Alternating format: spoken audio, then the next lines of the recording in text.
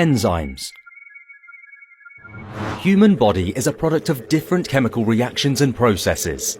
But what controls these reactions? In 1833, a French chemist, Anselme Pien, was the first to discover the vital force that drove these reactions and named it enzyme.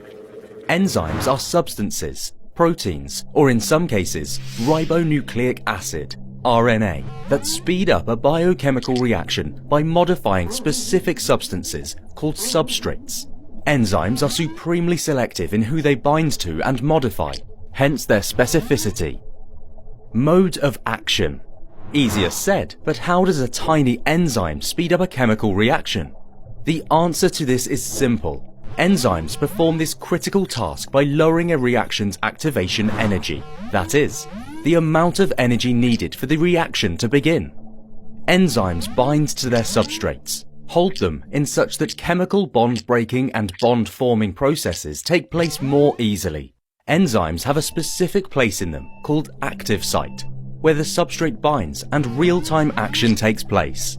Active site has a specific size, shape, and chemical behavior rendered to it by specific arrangement of amino acids. Thanks to these amino acids, an enzyme's active site is unique only to a particular substrate. In addition to the active site, many enzymes consist of a non-protein part called cofactor.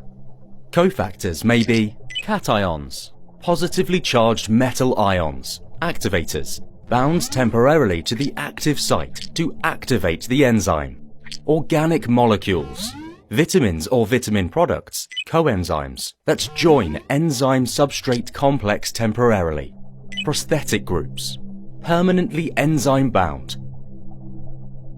Many enzymes only perform their catalytic role when associated a coenzyme. An inactivated enzyme, protein, along with its coenzyme, non-protein, makes up a system called holoenzyme. To add to the complexity, scientists termed this inactivated enzyme as apoenzyme. And therefore, the equation becomes holoenzyme equals apoenzyme plus coenzyme. Models of enzyme action. Lock and key hypothesis. This is the simplest model to represent how an enzyme works. The substrate simply fits into the active site to form a reaction intermediate. Just like the key fits in its specific lock, the shape isn't changed here. Rather, the structure of the substrate absolutely complements the structure of the enzyme, like puzzle pieces. Induced fit hypothesis. In this model, the enzyme, upon binding of substrate, changes shape. The matching between an enzyme's active site and the substrate isn't just like two puzzle pieces fitting together. Rather, the enzyme changes shape and binds to its substrate even more tightly. This fine-tuning of the enzyme to fit the substrate is called induced fit. Environmental effects on enzyme function.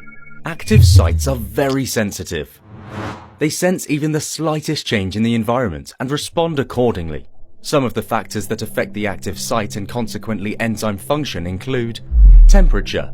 The suitable temperature for enzymes to function properly is 37 degrees Celsius. Increasing or decreasing the temperature above 37 degrees Celsius affects chemical bonds in the active site, making them less suited to bind substrates. Higher temperatures denature enzymes. pH.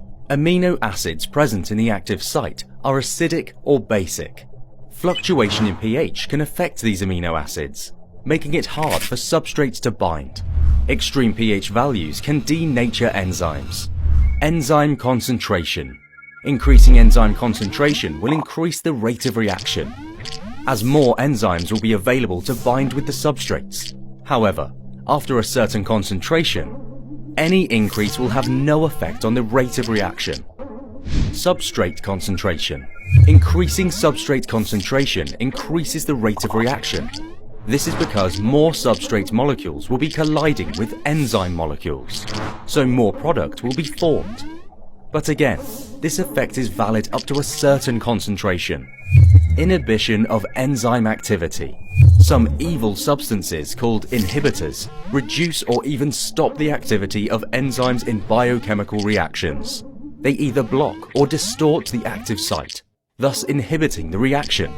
Based on this, there are two types of inhibitors given below. Competitive inhibitors. occupy the active site and prevent a substrate molecule from binding to the enzyme. Non-competitive inhibitors attach to parts of the enzyme other than the active site to distort the shape of an enzyme.